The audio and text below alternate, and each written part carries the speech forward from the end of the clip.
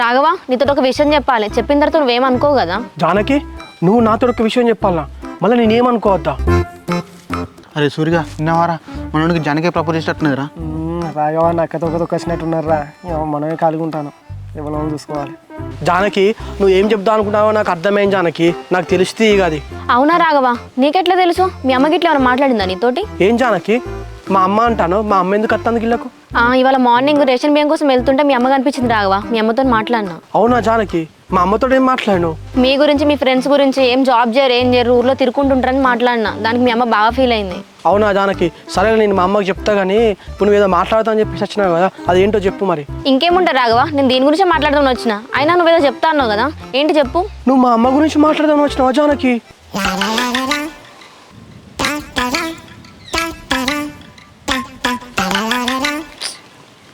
ఏమైంది రాఘవ, తలకాయ పట్టుకుంటాను, నిన్న తాగింది